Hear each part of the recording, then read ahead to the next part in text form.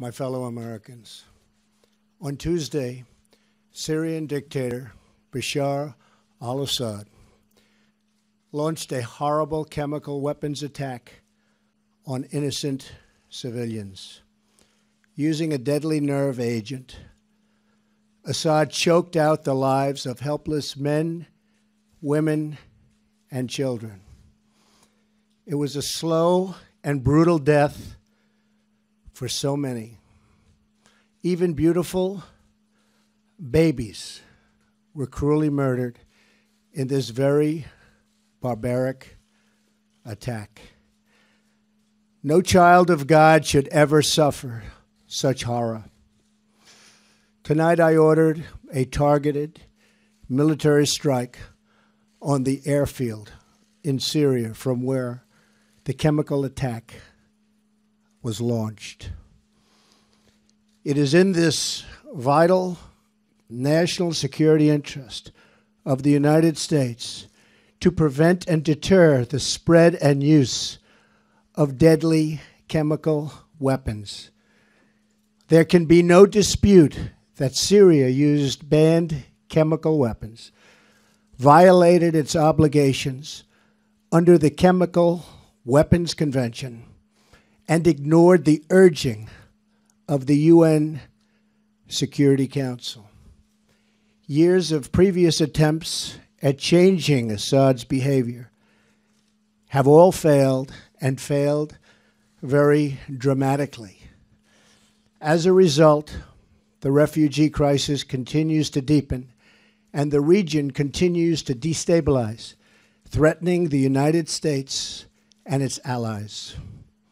Tonight I call on all civilized nations to join us in seeking to end the slaughter and bloodshed in Syria, and also to end terrorism of all kinds and all types. We ask for God's wisdom as we face the challenge of our very troubled world. We pray for the lives of the wounded and for the souls of those who have passed. And we hope that as long as America stands for justice, then peace and harmony will, in the end, prevail. Good night, and God bless America and the entire world. Thank you. This is a CBS News special report. I'm Scott Pelley reporting from CBS News headquarters in New York. Good evening. U.S. forces, on the orders from President Trump, have launched an attack against the Assad regime in Syria tonight. This was retaliation for the Assad regime's chemical attack on Tuesday that killed more than 80 Syrian civilians.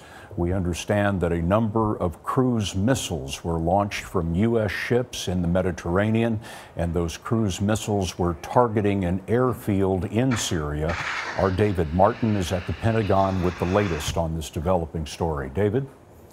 Scott, this attack was targeted at a single airfield, which is believed to have been the location from which the plane that dropped those chemical weapons on that village in Syria took off. This airfield is located about 50 miles due south of the village that was hit by that gas attack.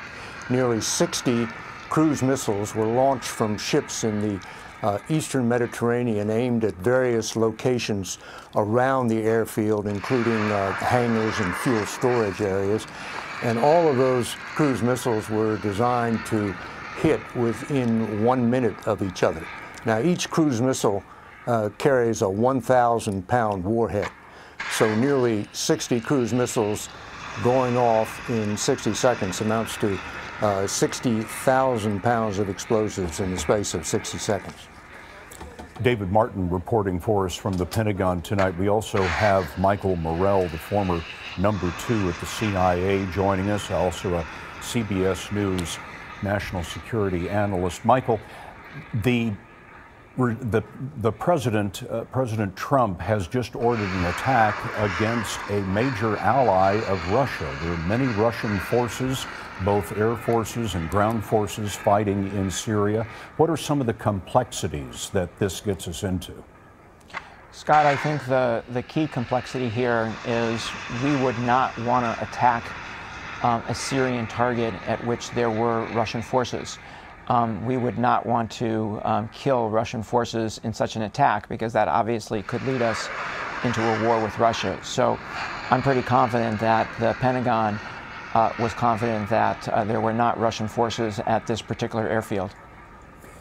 Michael Morrell, former number 2 at the CIA. Michael, thank you. We are expecting to hear from the president a little bit later this evening. He is in Palm Beach, Florida, hosting the president of China in their first meeting. We'll bring that to you as soon as we have it.